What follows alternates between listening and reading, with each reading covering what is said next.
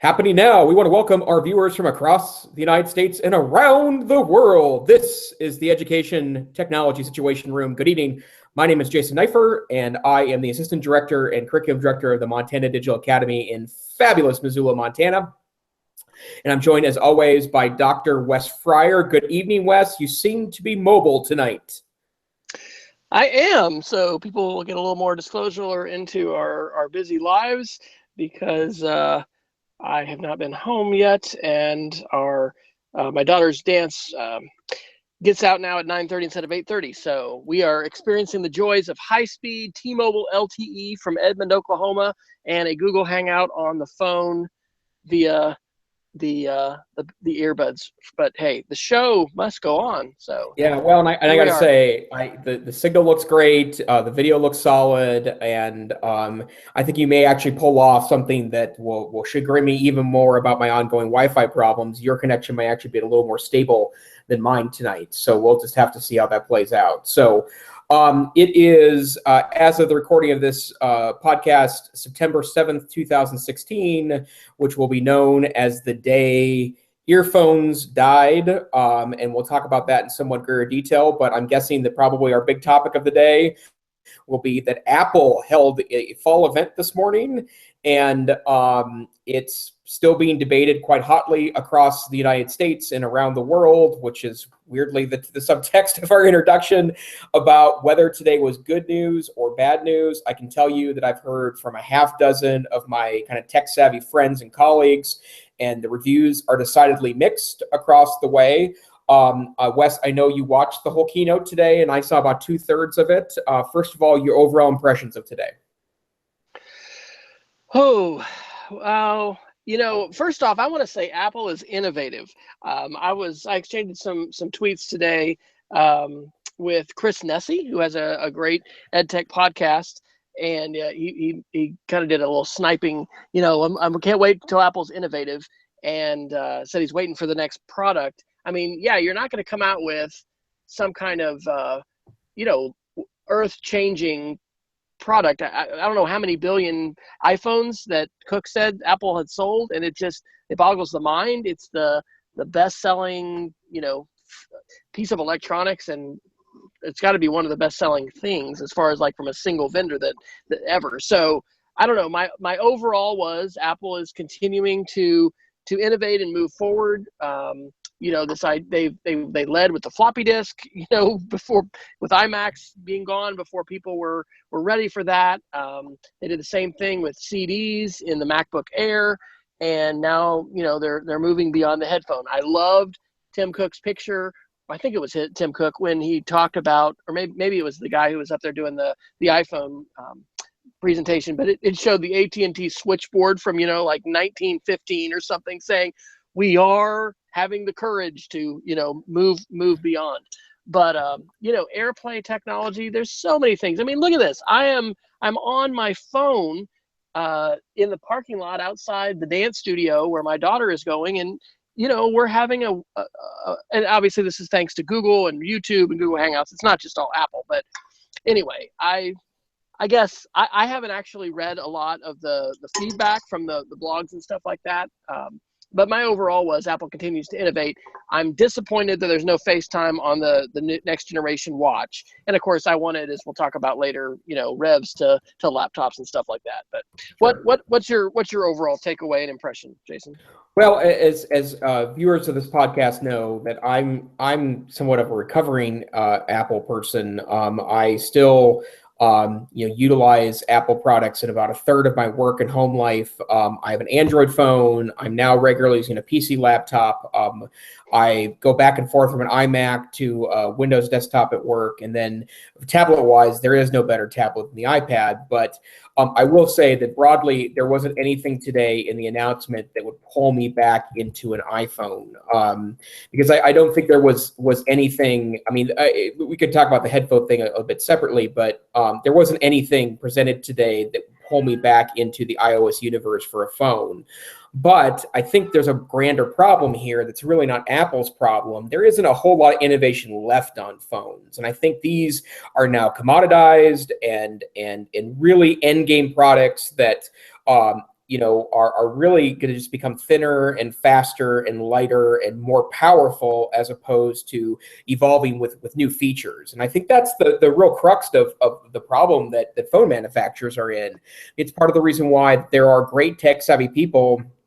They're happy with their 3-year-old Moto G phone, right? That they don't feel the need to go beyond that, because the newer, faster phones are great, but they're not providing them anything that can really get them to jump. And so as much as I've been kind of wavering on my Apple fandom, the frank answer is that too many people, I think, are calling the death knell of Apple, when, let's be honest, they're still the most profitable company on earth. They're the largest company on earth. They sometimes trade off with petrochemical companies, but they are getting money from consumers hand over fist. And so there's really all the Apple is dead stuff is kind of silly to me. So what I thought I'd do is I'm going to go ahead and quickly mention the interesting things that were announced today, and then we could go through then and maybe talk about which of the stuff is exciting and which of it is not exciting. A game that I was going to call, I had a really clever name that I thought maybe was offensive. I called it a yay or meh. Is the game we'll play here in a moment. But great Lifehacker article. You can find the links to the articles we refer to at edtechsr.com. We have a document we maintain with all the links from today's show. But it's a great Lifehacker article that talks about the basic exciting things that quote unquote actually matter in today's announcement. First and foremost, the iPhone 7 itself is now water resistant, which I think is something that Android phones, premium Android phones, have led Apple on, and now they are keeping up with that. They're upping the base storage, and so you don't have to try to get away with a 16 gigabyte phone anymore. It's 32, 64, and 128. They will ship in just 2 weeks, so they're ready to go. Obviously, they killed off the headphone jack and replaced it with a pair of Lightning earbuds, Apple earbuds, and then they also will come with an adapter so you can plug in old headphones. The camera got what appears to be a massive upgrade. They're utilizing dual lenses, which is actually something that had appeared on some of the higher-end Android phones.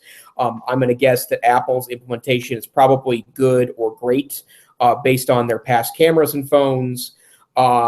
They also announced something called AirPods, which are $160 wireless headphones that pair with all of your Apple products, and apparently it's effortless to move them from Apple device to Apple device that's on your Apple account, which I can't wrap my brain around how that might work. And there's also one touch access to Siri.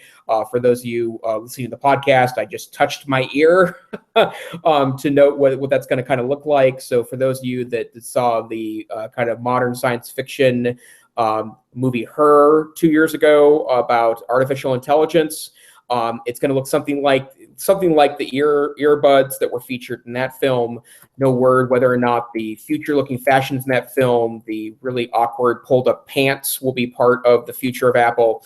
And then iOS 10 launches in 2 weeks, or next week as expected.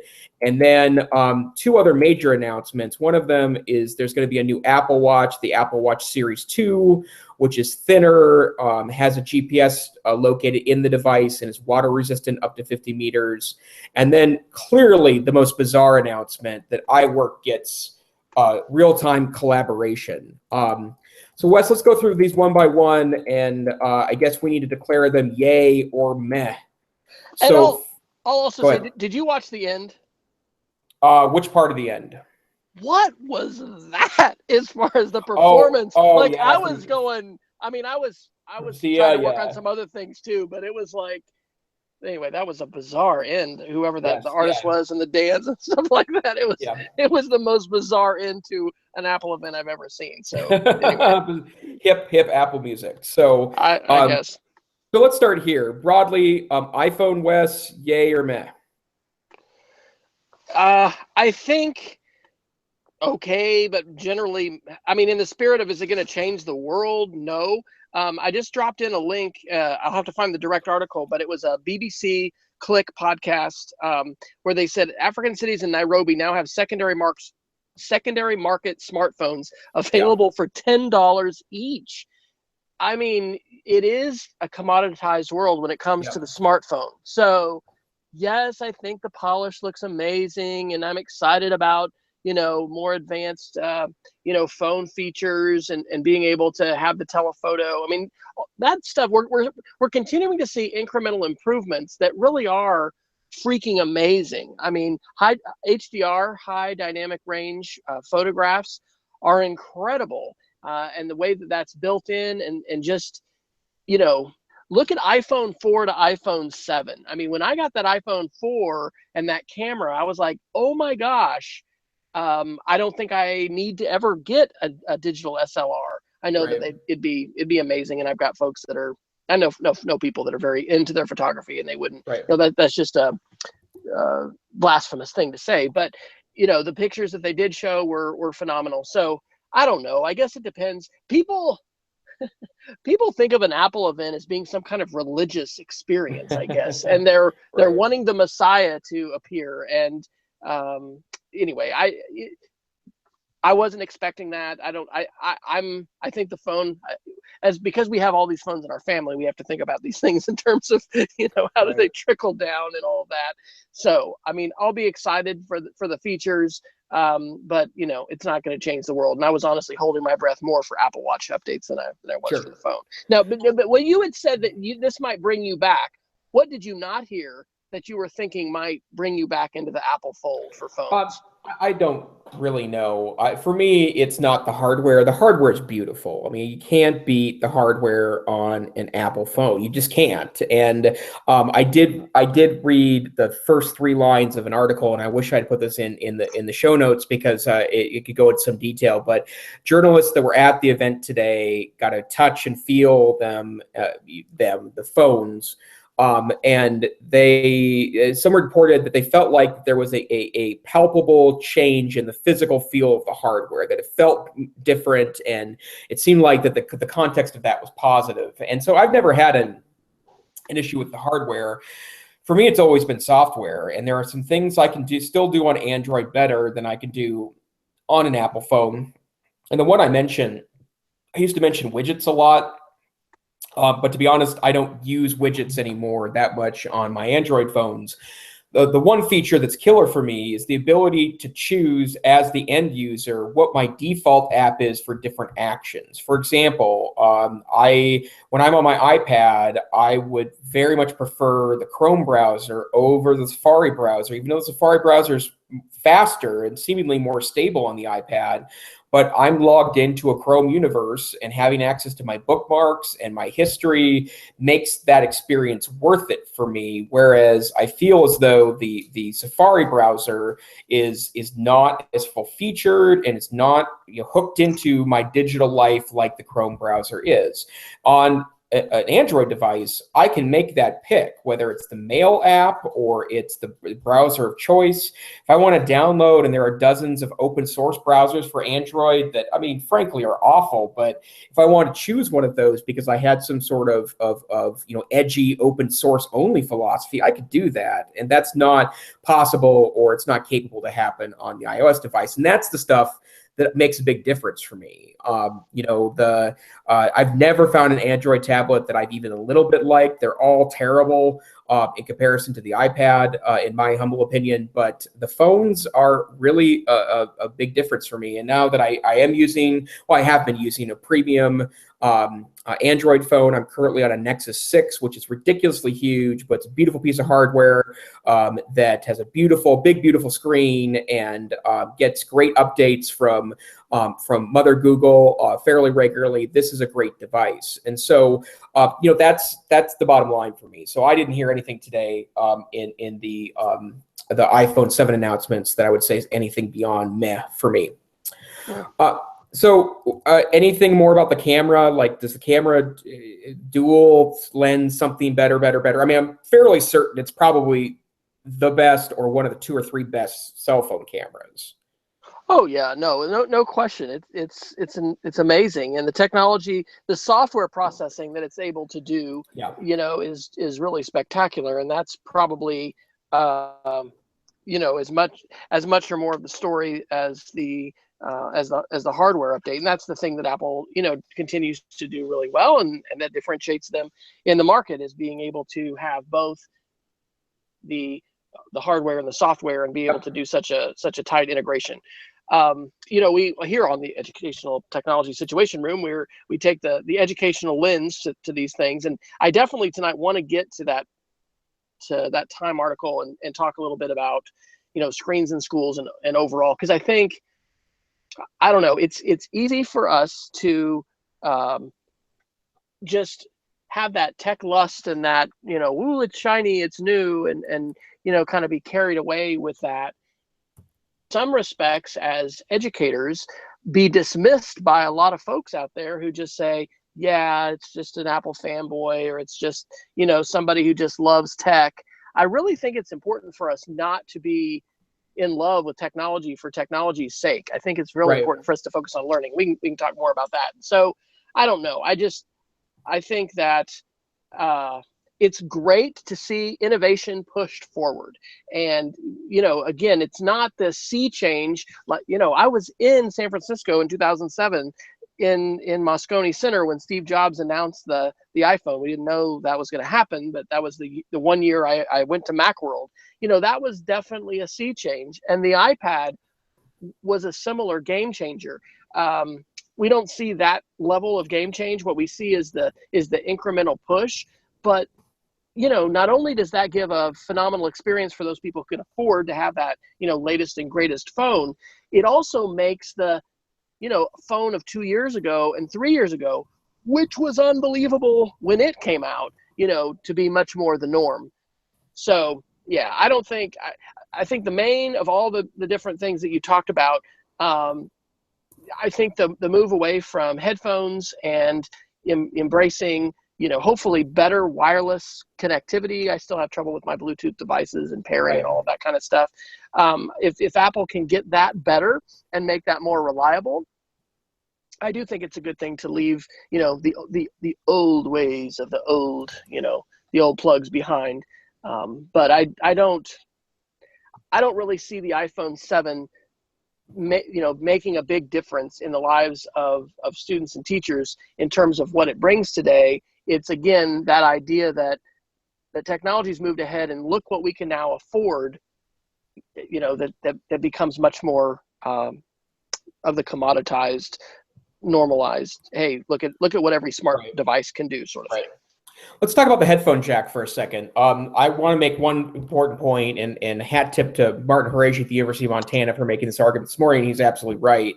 The best thing about the loss of the phone jack is that it's going to make Bluetooth suck dramatically less in the next 12 to 18 months, right? Like when every advanced tech user is suddenly beholden to the Bluetooth standard. And I will say right now, Bluetooth is about as inelegant of an interface on every device.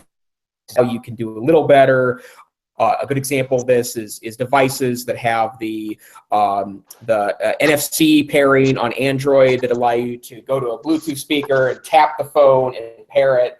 That's usually great, although it honestly works. But I would assume tech users clamoring for Bluetooth.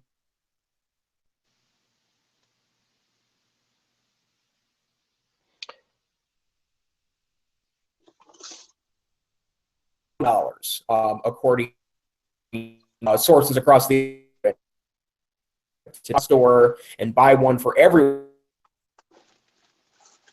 and becomes a lightning device. But do you care about this at all? I do, in fact, and I'm gonna see. Is my audio okay? Yeah, you sound great. Okay, because I was getting a lot of buffering and losing a little bit of that. So you were overall just saying about Bluetooth and the connectivity piece. Mm-hmm. Yeah, it's huge. Here's a classroom story about how much Bluetooth has sucked and how much it needs to improve. 2013 to 15, I was teaching STEM for 4th and 5th grade full time. got some got some mini grants, teachers choose, right? Donors choose. My brain might not be working as quickly as it needs to be. And so anyway, got 4 Spheros. And it was so hard as far as pairing them. We finally figured out we had to just leave 4 iPads as the designated Sphero iPads. But even then, it was always difficult. And it was a tech literacy thing. Kids troubleshot it. They figured it out. They worked through stuff. But it was really frustrating in the way that, Apple's particularly technologies and Google too is just supposed to work. So I honestly, and this is something that Geek of the Week wise, if you or any of our listeners have Bluetooth speaker recommendations, I have a pretty inexpensive one I got at Target that honestly we use it in car trips because we haven't upgraded our vans to be able to do Bluetooth, and I'm hopeful we'll be able to do that at some point. But I'd like in our home, I'd love to have Bluetooth speakers in the bathroom, Bluetooth speakers in the kitchen, but it is absolutely not there. So I totally agree that this should push it should raise the bar of expectation for everyone that Bluetooth should just work. It shouldn't be problematic. And, hopefully that's going to be an outcome of Apple making this decision. So I agree with that 100%. Yep. And I do think to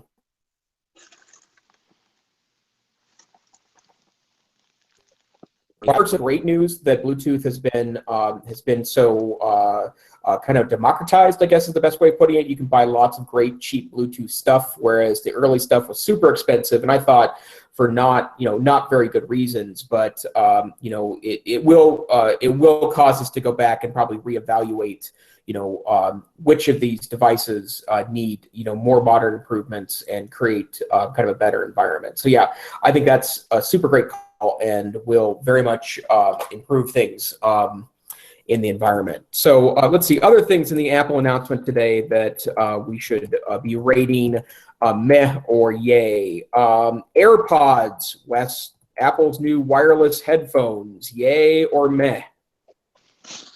Okay, full disclosure, I'm eating my Subway sandwich here, so you got to give your opinion, and I'm going to finish chewing, and then I'll. Okay, you got it.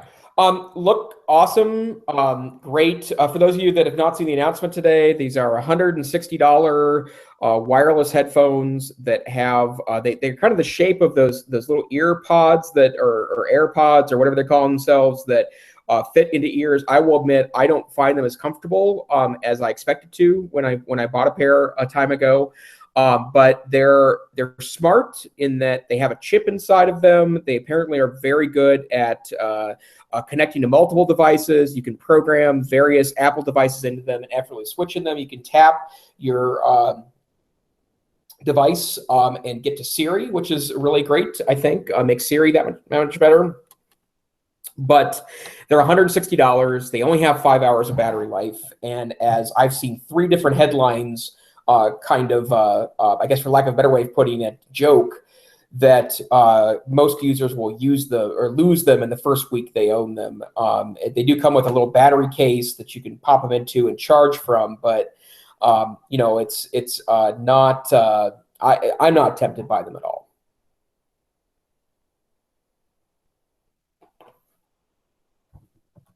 Hey Wes, I think you're mute. I was, because I was chewing.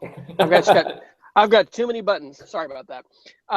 So it's amazing that Apple is trying to change this normal, right? It is ubiquitous that we all plug in headphones. And yes, there are folks with Bluetooth devices, and we've all seen people in the grocery store who appear to be talking to themselves and are on a Bluetooth call.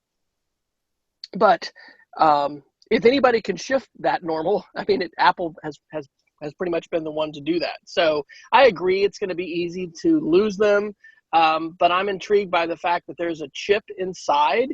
And, we've talked on the show about the merger of technology with our humanity and, how devices are going to become more and more embedded. And so, I don't know, I'm seeing that here where, now you're going to have a chip in your ear or actually in both ears. And the augmentation and the things that, that probably the U.S. Army and Special Forces are doing right now as we speak in terms of their augmentation abilities to, think Avatar, be able to see bionic man, see further, hear better, push the human body further. So I think it's cool from a technology standpoint. And I think just like Google Glasses kind of challenged us and people to think, oh my gosh, you got a screen right there and you've got a camera right there. Yeah, we're all going to have chips right here in our ears. Right. And so we are becoming cyborgs. We've made that point in the podcast before. And there's an interesting segue that we can, when we start to talk about that Time article and screens. So it's a sign of the times, the Apple events are, and we can read into them, not just what's going to happen for the next quarter and is Apple going to sell more of these devices and how's that's going to financially play out, but it's the continuing development of technology and the meshing of technology with human capacity, with human perception and human abilities. And so I think that's both exciting and scary, and it's also just reality. So I don't know. That sits with me as an image, seeing that video of the chip, in the earpiece, and then thinking about Hull Davidson used to joke. He's with Discovery Education, about his daughter with her iPod at the time, and I think he actually recorded himself, but put the meta information on as Miley Cyrus. So, his daughter was listening to Miley Cyrus. Oh my gosh! And here's her dad. And he said, how closer can you get to the brain than earbuds that are inside the ears? I don't know. I think there's some pretty interesting thoughts to have about technology and about its augmentation process, and about how even now most of us will feel naked or just incomplete when we don't have our phone with us when we walk out of the house. Right. And people have the ghost buzz and like, do I have that phone? I don't even have my phone. So I don't know. We're becoming more and more dependent upon our devices, and companies like Apple are mainstreaming a bleeding edge of innovation. So I'm excited about that, and I'm gonna give that a try. Two more then. Apple Watch 2. Wes, you suggested earlier this was good news for you. Well, I haven't had I've been on a $15 watch for a couple of years, which is fine. It works. But I was really hoping for video conferencing, and I think it's probably good to have the built-in GPS. But I still think the Apple Watch is a bit of a meh.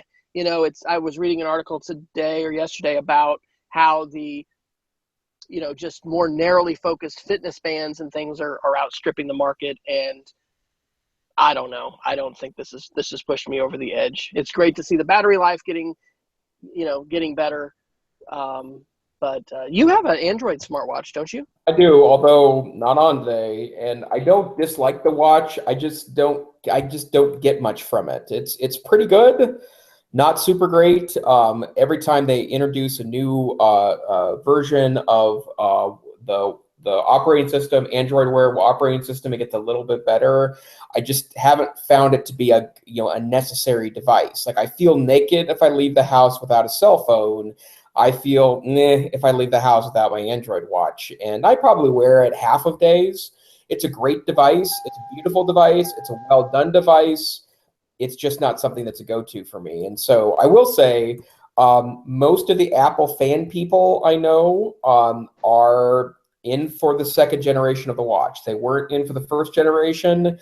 They're definitely in for the second generation, and thinner, better battery life, lots of enhancements, better screen, blah, blah, blah, blah, blah. I do know more people. I expect to see more people with an Apple Watch in the near future. Yeah.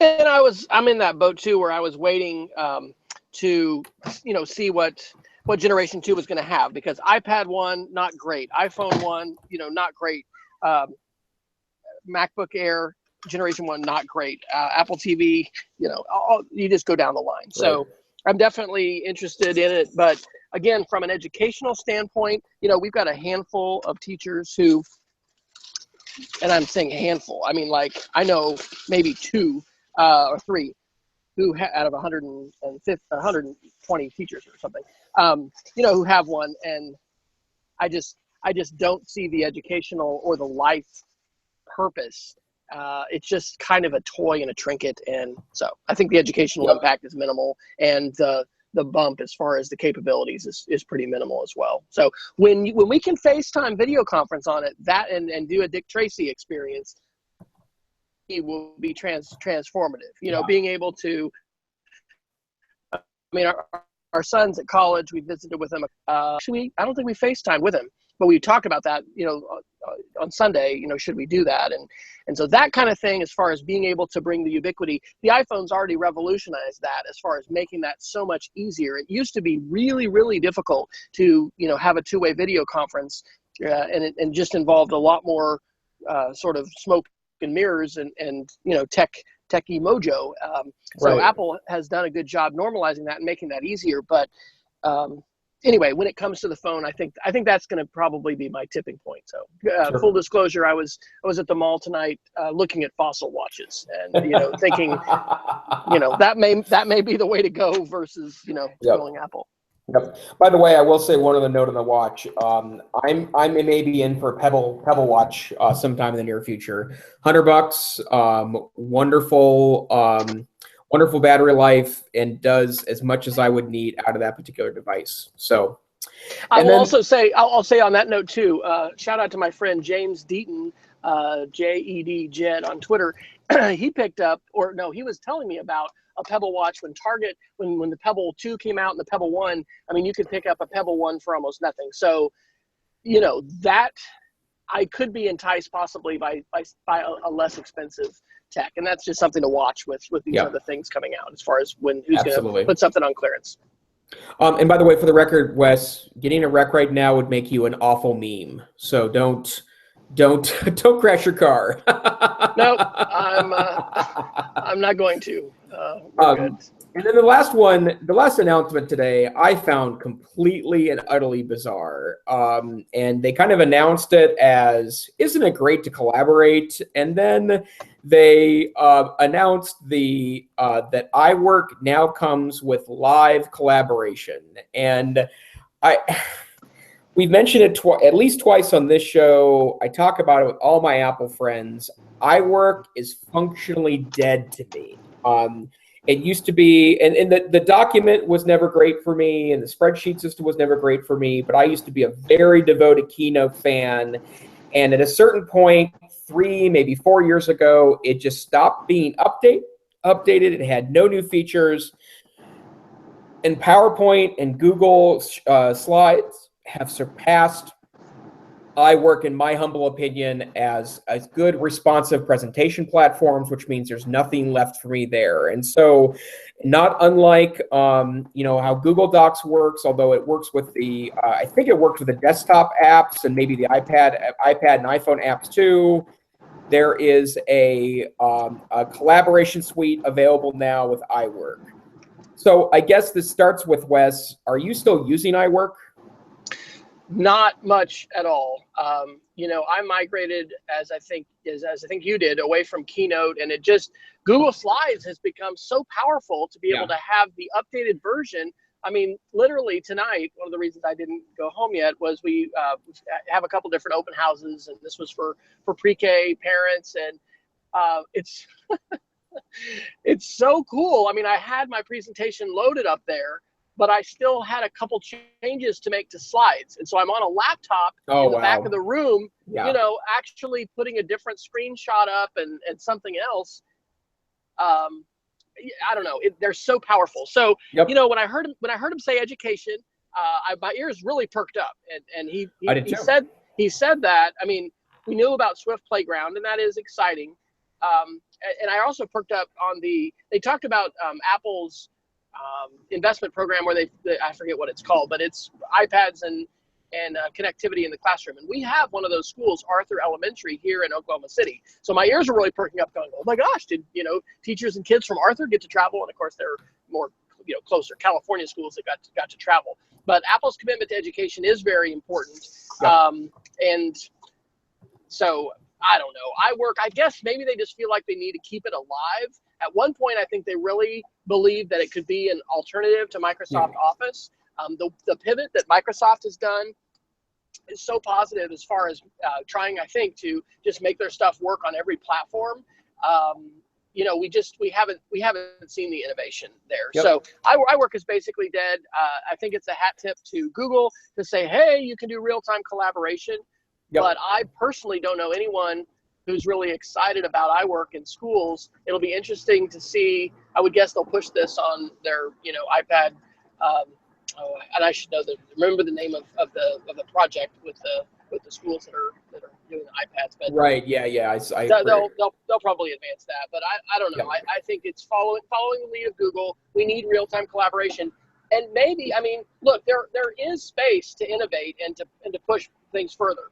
Right. I'm still showing teachers the awesome powers of Etherpad, which the one I really use the most is on TitanPad. And I need to write a blog post. I did a lesson for our middle division students in February on Leap Day on the 29th of February. And we used multiple Etherpads and had templates, and kids broke into groups and they were assigned a different candidate, you know, for the primary, and they were looking at their social media footprint. And I absolutely love how everybody has their own color. They have a separate space to do chat, and it has a time slider. Right. And so you can play back the entire document creation. You know, you cannot do that in Google Docs. So hopefully Apple will not just replicate, but they will advance and push things further. Right. And we see companies do this who are buying other companies is they're leapfrogging. And so they're buying a capability, but then they're entering the market at a higher point because, you know, they don't just have to come in at the status quo. They can actually push it. So hopefully in the spirit of Apple's innovation and their commitment to education, they won't just say, well, here's Google Docs and iWork. They'll be, you know, there was oh gosh, I don't think I can pull the name out of my hat, but there was a program that we used in the late 90s at Texas Tech when I was doing distance learning. And our dean at the time was being courted by some Apple folks, and anyway, got laptops. I'll have to put it into the show notes, but basically it was a Bonjour-based chat app that let everybody just join into a chat, and everybody had their own color, and it was a great back channel, and that kind of functionality. I still don't know another tool that will do that. So well, the jury can still be out on that, and I will definitely still contend that Apple is very innovative in pushing the boundaries. It seems like people just have such high expectations to say, hey, every 6 months we should have a market-changing new product, and that's just so stupidly naive to think that that's even possible. Well, and I will say one last comment related to the iWork suite. I mean, and this is an accusation I can also make of Microsoft, is that the collaboration stuff doesn't innovate; it catches them up, right? I mean, for iWork, that catches them up to Google Drive. For Microsoft, it catches them up to Google Drive. And in a lot of ways, Google Drive is still a much more elegant solution to that collaboration question. And so, for me, there's nothing there, and especially since it's not cross-platform. Most of the people I do collaborate happen to be Apple users, but some are not, and that becomes an immediate turnoff to me if that's not cross application. So, I thought I would make one last. We can make one last quick discussion point related to the Apple stuff. I have 4 things that you could argue went suspiciously missing today.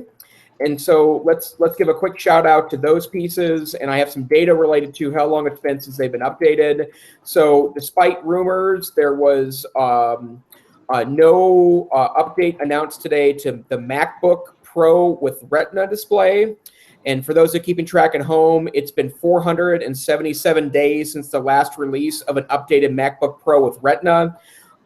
There is something expected fall 2016, but other than some minor spec bumps, it's the same MacBook Pro it's been for the last 2.5 years. The second thing not announced today was any updates to iPads. Of course, the big iPads, the iPad Pros, were released this past spring, but the iPad Mini, the iPad Air, those platforms have not been updated. And to give you some sense of that, the iPad Mini has not received a spec bump in a full year. And I don't even know if they're selling iPad Airs anymore because they're not even listing them on most spec sites. But yeah, they are. We've been buying Air 2s. They don't sell the there you go. the Air 1s, but Air 2s are still for sale because we're still buying them, because if you don't need an Apple Pencil, it's still a more affordable option than going with a Pro on the regular 9.7-inch screen. Yep. And so that also means then that that's been a long time since that's been updated. The iPad Mini is in a similar phenomenon. No updates today announced for the Mac Pro, which has been a long time sufferer of a lack of updates. And actually, I have a number there that's quite shocking. The Mac Pro, the little trash can Mac Pro, has not received an update in 994 days. There have been minor spec bumps, but that platform seems like it's basically dead. And for those of you, are you talking about the non-Retina MacBook Pro? Well, no, this is not a MacBook. It's the actual desktop Mac Pro, the little garbage can black Mac Pro. Okay, right. And you may remember Phil Schiller was so excited about the release of this. He famously said, "We don't innovate my ass," was his retort to people that had said that. And they immediately released this platform that has not been updated since December 19th, 2013. And so that's stunning to me. And I'll be honest, I was in the market for a Mac Pro and was starting to save my dollars and cents to buy one to replace my now aging so-called cheese grater Mac Pro, the big, massive aluminum case one that I bought in 2008, but I was waiting for kind of a second generation of that because there were a lot of reported problems with the first generation. And because of that, I ended up buying a PC desktop in December that was fast, and it was a gaming machine. I didn't buy it for gaming, but it had good specs. But that was my equivalent of a Mac Pro. So no update to the Mac Pro. And then the iMac has received spec bumps. But it also has been languishing without an update for quite some time. And the number there, trying to fill time while I find the date that was last updated, was 330 days ago. So it was 11 months ago that they updated that platform. So again, you could probably see things before the holiday season, obviously, but a lot of speculation ended up going unfulfilled at the Mac event, or Mac and PC event today. Any thoughts about that, Wes? Anything that on that list that you're particularly sad about? You're talking about the trash can Mac. It reminds me of the Mac Lisa. And if people haven't listened to the Steve Jobs biography, it really is a great listen or a great read. I listened to it on Audible. I don't know. I think that's a pretty niche product, and Apple has become really a company for the masses, right? When you look at the millions of iPhones that have been sold and the way in which they're, it's not a computer company anymore. At one point, iTunes was, I think, accounting for more revenue, and then the iPhone eclipsed that. So, they're still making PCs. They're still making phenomenal computers. I am most interested in the upgrades for the laptops. I don't know how I missed this, but realized finally today that there is not a security port on the MacBook Air. We've seen three different, sort of a triad of laptops for a while from Apple. We've got what is now called the MacBook, which is the ultra thin, running an A7 or 8 processor, a mobile processor, has only the USB-C port and the headphone port, which you wonder if that'll go away in lieu of a Lightning port. Right. And then you've got the MacBook Air, which people kind of thought would go away, and then you've still got the MacBook Pro. So we are still figuring out how many teacher laptops, which are primarily Macs, that we will be refreshing this year. And so anyway, I'm looking at that very closely. We're still functioning. The majority of our teachers still have the 2011, 2012 MacBook Pro with the built-in DVD and built-in Ethernet port, and just a lot of things that are probably going to not be in whatever the next generation device is. So anyway, I read lots of rumor sites, of course, leading up to this, and people are talking about October, for something like that. So I think Apple does need to, they want to get a big splash, and they recognize that if they it's probably a production line thing as well, in terms of ramping stuff up and the volumes and stuff like that they're talking about. So mainly interested in the MacBooks. I will say that my probably in this April, this past spring, I picked up a MacBook, which is the real thin one with the USB-C connector, etc. Really wanted to see if that could have enough video horses to handle presentations. Took it to iPad Palooza and ISTE. Was really disappointed that the video, whether I did HDMI out with the USB-C adapter or VGA or HDMI, it flickered and it didn't have a consistent signal. It didn't happen when I AirPlayed, but it did when I was plugged in. Dropped that off at the Apple Genius Bar this last week finally to say, hey, is there a video problem with this? Because it doesn't matter what projector I plug it into. And I just was there tonight, and I'm going to be getting it back this week by Saturday, and I'm hoping that was a glitch. But anyway, I was underwhelmed by that, and from the security port standpoint and some other things, I think we're going to probably still lean towards maybe MacBook Pros, but we'll just have to see what Apple does with their line. And like we've talked about with the iPhone and smartphones in general, we're seeing plateaus reached in terms of computing capacity, right? I mean, do I really need a new laptop? Well, I mean, it's great to put an SSD drive, as we've talked about before on the show. That can be phenomenal. But, we reach this point in terms of processing speed and capability to say, do I really need more megapixels in my camera? Do I really need something to go faster? And I think we're at the point with most computers today, both desktop and laptop, that we pretty much have everything we need. That's one of the reasons why Chromebooks with 4 gigs of RAM are just phenomenal, and the prices are coming down, and things continue to be more commoditized with that. So I think that's really good news for consumers. It's very good news for schools.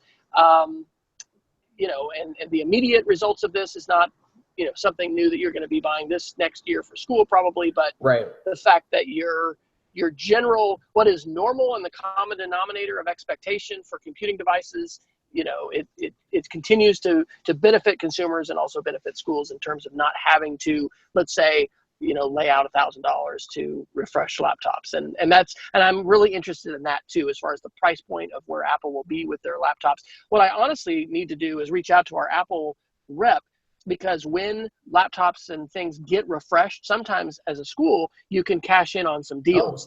And our district in Yukon, where I was previously, did that when they were going to buy laptops for all the teachers. And I don't remember exactly what they got, but it seems to me like it was something around $500 or $600 versus $1,000 each that, they got the last generation, but then they were buying hundreds of them. And so anyway, that's an opportunity for schools, and definitely that's an implication of these kinds of events, because I was looking for that in terms of, are they going to announce this? Because I am going to reach out to our rep and see, basically they'll clear out the inventory pipeline, and that can be an opportunity if you have bond money or other funds or whatever to be able to spend. If the planets are aligned right and you can time it right, you can get a lot more bang for your buck if you got last year's MacBooks when the brand new ones are coming out. Well, and I will say that you can't beat Apple when it comes to longevity with hardware. I mean, you could easily get away with a MacBook Pro for 5 or 6 years. Not only just with the fast Christmas of it, if you keep it up, maybe update RAM or the hard drive, but more importantly, the actual hardware is built much better than almost all their competitors. And a year-old model is still going to do a lot of good for you in an investment. So absolutely, we'll talk about return on investment. Or ROI. And Exactly. Absolutely. That's a very valid point. So hey, I think we're going to have to dedicate next show to that Time article, because I don't think we can do it justice. I agree with you. I was thinking the same thing. And for those of you, and this is a sign that this article has some weight. I've been for this article 6 times in the last 72 hours after I'd initially had pinged Wes with it on Twitter. But on August 31st, there was an article in Time magazine called "Screens in Schools Are a $60 billion Hoax." And a gentleman by the name of Dr. Kadaris has recently written a book on how technology and screen addiction is hijacking our kids. And I think probably a good percentage of an episode should be dedicated to this. But these are themes Yeah. that are not unfamiliar to listeners of this podcast, and we are very much in tune, I think, with some of the arguments made here. And although I think we would agree with some of it here, the conclusion that it's a hoax is a bit of a stretch. So yes, I think that's a great idea. And for those of you that maybe want to read the article before we see the next episode, we'll keep the link on our show notes at edtechsr.com. Sounds like a plan. It's a slippery article. There's some really, I mean, I've read Jane Healy's Failure to Connect. I've read The Flickering Mind by Oppenheimer. I mean, there's Larry Cuban. You know, there's really important critiques, but it's there's a lot of nuance and a lot of things he gets wrong. And when people are going to use that article basically as a bludgeon to say, see, I told you all this technology, it's just worthless. People are what, I don't know what the philosophical argument or debate, term for that, but it's basically, reaching conclusions that are not justified. And we gotta dedicate more time to that. So. Agreed. So Wes, let's only go do the Geeks of the Week, and then we can call it an episode. And I'll run through mine first because I've been already kind of referring to it. For those of you that are Apple buyers, there's a great website. Mac Rumors has the Mac Rumors Buyer's Guide. It's buyersguide.macrumors.com. And what I love about this website is that it'll let you know where in the product cycle active Mac devices or Apple devices are at. So as an example of this, it tells you on the Mac front that you should not buy a MacBook Air, you should not buy a Retina MacBook Pro, you should not buy a MacBook Pro, you should not buy an iMac, you should not buy a Mac Mini, you should not buy a Mac Pro because it's been a long time since those were refreshed, and they will then give you links to articles that suggest when they might next be updated, so that you can, if you can wait for a month or two, you could probably buy the new cycle as opposed to the old. And so, especially when I'm buying large hardware purchases, new laptop, new desktop, new iPad, and I don't know, when the last time something was released or what the product cycle might look like, the Buyer's Guide for Mac Rumors has been a go-to page for me to understand the cycles of Mac products. So that's Mac Rumors Buyer's Guide. Awesome. And so I'm going to take a little liberty with my Geeks of the Week, and rather than do a tech gadget, I'm going to do shout outs to two really awesome videos that I have found via Twitter and social media in the last week. The first one is a video by Trevor Muir. And if you do not know about this amazing podcast, which they haven't done a ton of episodes, but it's called Stories from School. He's from Grand Rapids, Michigan, and he does this with Brad Wilson. It's a phenomenal podcast, and I'll try to put the link to that in the show notes as well. But this is a video called Who is Your Favorite Teacher Ever? And one of my favorite things to do when I started to teach pre-service and in-service classes back in Lubbock, Texas at Wayland Baptist University was I did a co-teaching assignment halfway through and through the rest of the semester, where students would have a different chapter and they would help figure out how it would be taught, and they'd co-teach it. But then I asked them to do a teacher impact story. And originally I thought those were all going to just be, oh, I love my sixth grade teacher because he was so awesome and he played kickball with us. And sometimes I got stories about, the counselor who said, you know what, you're really not college material. I think you need to do such and such. And it galvanized the student to really, apply themselves and prove them that they could do this. And anyway, I love this video. I think it's wonderful for us to reflect on great teachers and teachers that made an impact on us. It's wonderful for us to share those. That's probably something I'm going to try and find ways to do at my school. Because it just builds bridges as we share those stories about our past, and it also helps remind us about what's important in education and for teaching and learning. And it's a great use of technology to amplify that kind of stuff. And then the second one is the quick video that I found last night from National Geographic, but it's a group called GC Youth, and it's a citizen science program that they do in the Grand Canyon. And I think, GC Youth is for Grand Canyon Youth. And oh my gosh, it's amazing. And some of the shots, I think it had to be a GoPro camera that they had mounted on the back of this raft, when they're going down the Colorado River. But it's, oh my gosh, so awesome to see these kids doing citizen science. And we'll talk more about this Time article, but you know, the fact we have mobile technology, I don't know anybody advocating for STEM and, you know, effective uses of EdTech who is saying things like, let's just entertain kids in classrooms and have them sit and stare at screens all day long, right? Yep. Nobody is saying that. And so anyway, it was phenomenal. And we do need encouragement to not spend so much time on our screen as I'm sitting here in my driveway looking at my laptop and my phone on the dash. Screens open doors, they open possibilities, and that's a phenomenal program. It's even one that's so good, I might look at it and see if it's something that our daughters can participate in, because they talk about it being life-changing in terms of the perspective that it gives folks about the natural world and our stewardship of the earth and the planet. So great, amazing documentary. I challenge you to find a source of better documentary videos than National Geographic. So yep, love there it. you go.